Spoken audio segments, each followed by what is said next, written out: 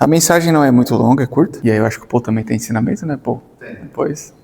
Então eu não vou tomar muito tempo. Na verdade é algo bem simples, porém, às vezes a gente acaba esquecendo desse algo simples. Então é uma coisa que vale a pena sempre ser lembrado, que está nas escrituras. E, como eu falei, é algo simples, mas que uma leitura meio superficial, às vezes a gente deixa acabar escapando. Como várias outras coisas que na Bíblia, você sabe como é que é, né? Você lê assim, detalhes ali que é super importante, às vezes uma chavinha que liga todo um contexto, a gente acaba deixando passando. Então eu queria falar um pouco sobre algo que a gente até cantou aqui, que o Paul falou de Gálatas 5 ali no começo, sobre a liberdade, né? E o que a Bíblia diz sobre a liberdade para nós cristãos. Eu, geralmente, quando li a Bíblia, enxerguei, fiz alguns estudos, entendi que a gente poderia falar de 3 formas de liberdade que a Bíblia apresenta. Então, nem sempre quando está escrito liberdade na Bíblia, né? Pelo contexto, a gente tem que entender sobre que liberdade está falando. Então, existem tipos de liberdade que é explicado. Assim como também quando a gente vê a palavra salvação, não está sempre falando somente da salvação da alma, né? Às vezes está falando de ser salvo de algo em específico, de uma tribulação específica, de uma situação específica, e não está falando de salvação de alma. Então, um grande erro que às vezes as pessoas têm é de uma leitura superficial. Ah, está escrito salvação, então tá vendo? Você tem que fazer isso para ser salvo. Mas aí não está falando de salvação da alma, aí está falando de salvação de outra coisa. Assim também com várias outras palavras. E a liberdade é uma delas. Às vezes a gente lê liberdade e não entende muito bem sobre que tipo de liberdade está falando, o que significa. Então eu queria falar um pouco sobre isso. Eu vou pedir para o Matias colocar aí na tela. Se você puder colocar a tradução NA também, que aí... eu vou ler aqui e fica igual, por favor. Quando conseguir aí, você avisa.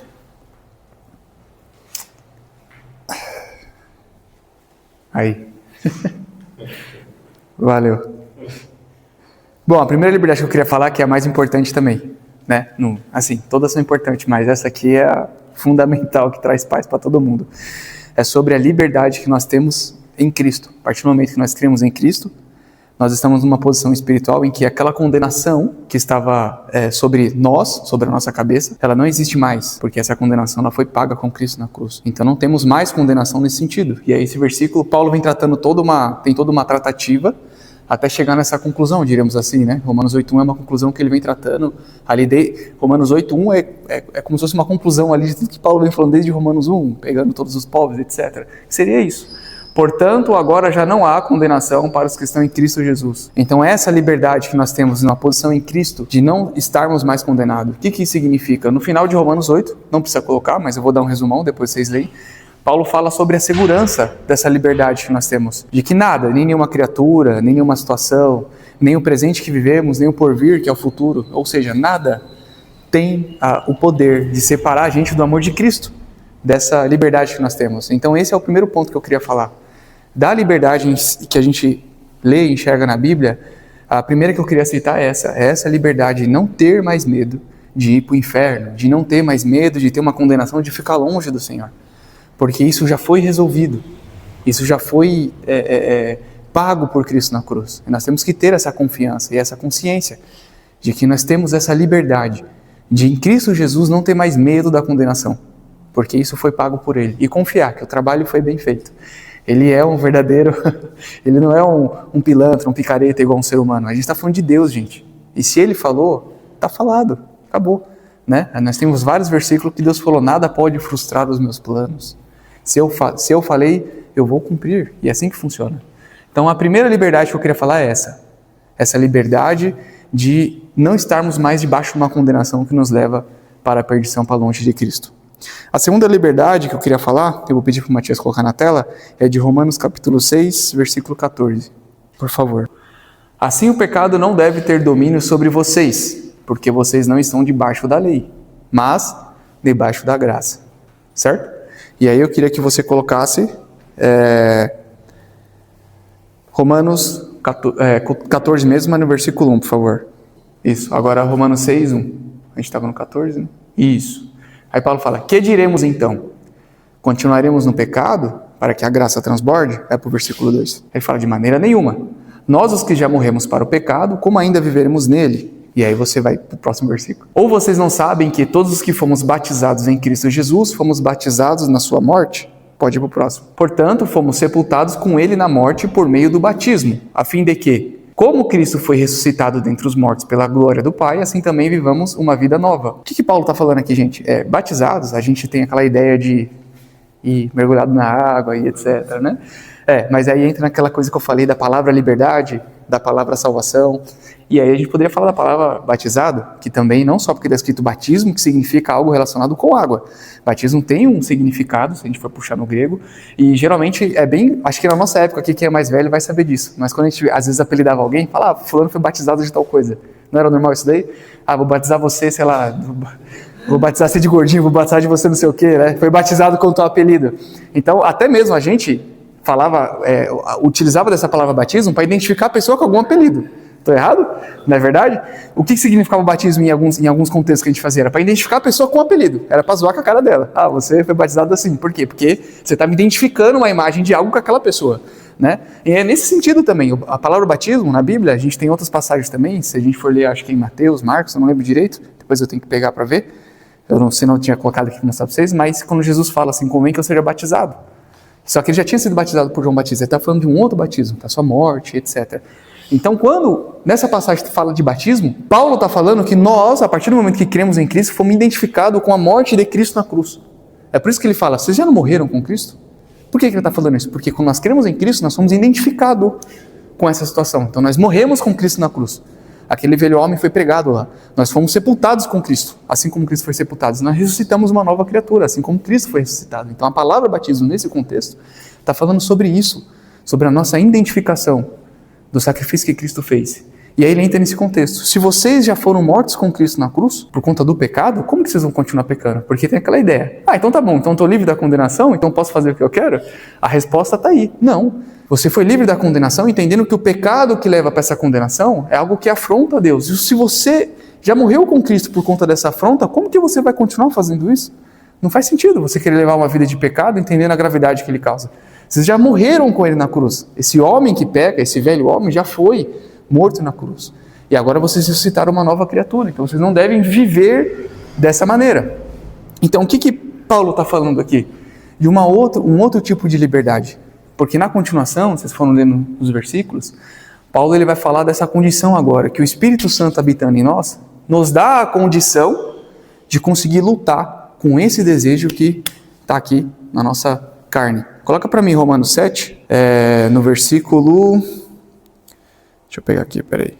Romanos capítulo 7, no versículo 14, por favor. Aí Paulo diz, sabemos que a lei é espiritual, eu, contudo, sou carnal. Pois fui vendido como escravo ao pecado. Vai para o próximo. Não entendo o que faço, pois não faço o que desejo, mas o que odeio. Vai para o próximo. Agora, se faço o que desejo, admito que a lei é boa. Vai para o próximo. Nesse caso, não sou mais eu quem o faz, mas o pecado que habita em mim. Pode passar. Sei que nada de bom habita em mim, isto é, na minha carne. Porque tenho o desejo de fazer o que é bom, mas não faço. Pois não faço o bem que desejo, mas continuo praticando o mal que não desejo. Pode passar. Ora, se faço o que desejo, já não sou eu quem faz, mas o pecado que habita em mim. Gente, quem está falando isso daqui é Paulo, tá? Sabe aquele homem que as pessoas pegavam o lenço do suor dele e passavam no enfermo e os enfermos eram curados? Então, é esse homem que está falando isso. Então, se com ele está falando isso, imagine... Bom, eu vou falar por mim, né? Mas, enfim. Ora, se faço o que não desejo, não sou eu quem faço, mas o pecado que habita em mim. Então, encontrei uma lei contra o meu desejo de fazer o bem. O mal está presente em mim. Continua. No íntimo do meu ser tenho prazer na lei de Deus, mas vejo outra lei atuando nos membros do meu corpo, guerreando contra o íntimo do meu ser, tornando-me prisioneiro da lei do pecado que está em mim. Miserável homem que sou, quem me libertará deste corpo sujeito à morte? Pode passar. Graças a Deus por Jesus Cristo, nosso Senhor. Depois eu leio o restante, mas o que eu quero dizer para vocês, tudo isso que Paulo vem argumentando aqui, é sobre essa luta, sobre essa segunda liberdade que nós temos, mas ela não é tão simples assim, né? Eu agora tenho a liberdade de não pecar mais? Exatamente, porque o pecado faz a gente ser escravo. É só vocês olhar, as pessoas que se deixam levar pelos desejos, muitas vezes por conta de um vício, você estava comentando sobre a situação lá do seu primo, etc. Essas pessoas, por conta do vício, elas acabam se tornando escravos de algo que elas não queriam. E é tão forte que elas se entregam de tal maneira que a vida vai de ladeira abaixo. Por quê? Porque é isso que o pecado faz, ele escraviza. E aí a gente poderia falar que tem graus disso, né? Tem pessoas que se afundam em certos pecados, se tornam escravos tão forte daquilo, que a vida da pessoa acaba, perde casamento, perde empresa, perde família, porque a pessoa se afunda num buraco. E é isso que o pecado faz. Quando você se entrega para ele, ele te afunda cada vez mais. Mas graças a Deus que nós temos em nós que Paulo fala, nós temos prazer na lei de Deus, que está na nossa mente, a renovação da mente que Paulo fala. Nós sabemos das Escrituras, nós sabemos como devemos nos portar, nós sabemos como o pecado é ruim.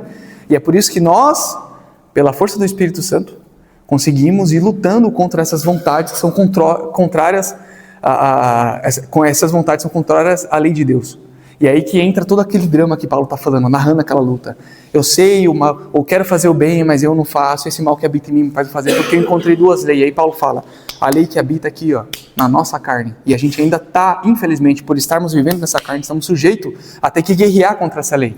Mas nós temos esse direito agora, sabendo das Escrituras e do poder do Espírito Santo no nosso corpo, atuando na gente, nós conseguimos agora ter forças para lutar contra essa lei que tenta imperar contra nós. Então a segunda liberdade que eu queria falar é essa. Nós temos condição, exige esforço.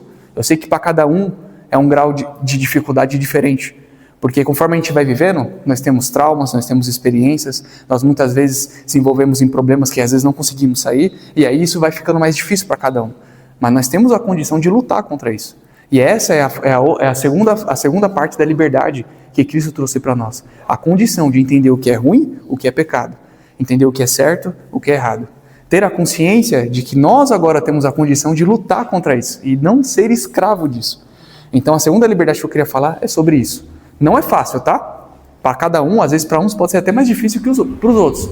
Mas nós temos sim, em Cristo Jesus, nós temos irmãos para conversar, nós temos momentos para orar a Deus, nós temos a Bíblia para nos instruir, para lutar contra o pecado que habita em nós. E tá aqui. E ó, não é fácil, é até o final da vida, tá? É o que Paulo tá falando. Às vezes você quer fazer o bem, você não faz, o mal que você não queria fazer, você faz. Mas é assim mesmo, vamos continuar lutando. Mas nós temos sim, por Cristo Jesus, essa liberdade de conseguir lutar contra o pecado. E muitas vezes vencer. Muitas das vezes vencer. Às vezes cair, mas muitas das vezes vencer. Então esse é o segundo tópico que eu queria falar. Nós temos a liberdade de não estarmos mais condenados. Temos essa posição em Cristo Jesus. Temos agora o segundo tipo de liberdade que Deus fala na Bíblia, que é essa liberdade de ter condição de lutar contra o pecado. E muitas vezes vencer. Coisas que às vezes a gente não conseguia, mas agora consegue. E agora eu quero falar da terceira parte de liberdade, que é algo que traz esperança pra gente. E aí eu vou pedir para você colocar em Romanos 8, 23, por favor, Matias. Romanos 8, 23. Paulo diz assim, agora, não somente isso, mas nós mesmos, que temos os primeiros frutos do Espírito, gememos interiormente, esperando ansiosamente a adoção como filhos, a redenção do nosso corpo. Lembra que Paulo falou, miserável homem quem sou, quem me livrará desse corpo, dessa morte? Porque é esse corpo, filha da mãe, me perdoe, mas esse corpo que faz a gente ficar tendo que ter essa luta, não é verdade? É terrível, não dá raiva. Gente, pelo amor de Deus, às vezes você não quer fazer as coisas e você faz aquela coisa errada e depois você fica chorando, por que eu fiz assim? Por que eu fui nervoso? Por que eu fiquei bravo no trânsito? Por que eu falei assim com a minha esposa e ela ficou chateada? Por que eu falei assim com o meu irmão? Sabe? É essa carne, miserável homem que sou, quando que vai acabar essa luta? Aí Paulo está falando. Aqui, aquela parte que ele falou lá, a resposta está aqui, ó. Isso vai terminar quando Cristo Jesus voltar. E aí é a terceira liberdade, que é uma liberdade futura, que é o que traz esperança pra gente. É entender que esse corpo um dia, ele vai ser totalmente renovado. Eu não poderia falar totalmente destruído, porque não é isso que as Escrituras falam. Mas ele vai ser renovado, vai passar por uma transformação. E nós teremos um corpo semelhante ao corpo de Cristo. E aí não teremos mais essa influência da carne. Porque a gente tem a influência do mundo, nós temos Satanás trabalhando e temos a influência da carne. Mas teremos um dia no futuro, gente, que não teremos mais o mundo nos afligindo, não teremos mais o diabo no nosso encalço tentando nós, e também não teremos mais a influência dessa carne, que faz a gente lutar tanto. Mas teremos um corpo glorificado como o do nosso Senhor. Essa é a promessa que nós temos no futuro. E essa é a terceira liberdade que eu quero falar para vocês. É uma liberdade futura que está reservada para nós, de poder ter essa paz plena ao lado do Senhor. E é isso. Acho que são os três tipos de liberdade que, lendo as Escrituras, a gente encontra. A primeira, que é muito bom saber que nós não estamos mais em condenação. A segunda, que é para entender que nós vamos ter uma luta diária. E você errar não significa que você não é crente. Você vai pegar, você vai ver os apóstolos, por exemplo, o apóstolo Paulo falando, eu quero fazer o bem e não consigo. Você pega Pedro lá, que a sombra de Pedro curava os enfermos, se distanciando dos irmãos dele, porque os judeus estavam vendo, eles não podem ver eu comendo com o gentil. Pô, sacanagem, né? Aí Paulo fala assim, toma vergonha na cara, Pedro. Que negócio é esse que você está fazendo? Você vive como os gentios, come com o gentil, agora quer pagar uma de o judeu que não anda com eles? Ou seja, a gente está falando de Pedro, o homem que a sombra dele curava os enfermos. Entendeu? Então nós estamos falando de homens que tinham uma intimidade e passaram por um período de ver milagres que muitos daqui nunca viram. Eu nunca vi uma pessoa ressuscitar. Nunca vi uma pessoa ser curada com a sombra da outra. Eles viram isso. E ainda assim, por estar nessa carne, eles erraram. Então, nós errarmos, não estou falando que isso é uma justificativa. Não significa que nós não somos crentes. Tá? Agora, nós errarmos e reconhecer o erro e procurar mudar a direção, que é o arrependimento, procurar tentar fazer o correto, isso mostra que nós somos crentes. Então, errar faz parte do processo para que a gente possa ir amadurecendo espiritualmente. E o terceiro ponto é essa esperança de um dia não ter que mais ficar passando por tudo isso, mas ser liberto. E é isso. Acho que o ensinamento que eu tinha sobre liberdade era falar sobre esses 3 pontos que a Bíblia traz. Obrigado. Amém. Valeu.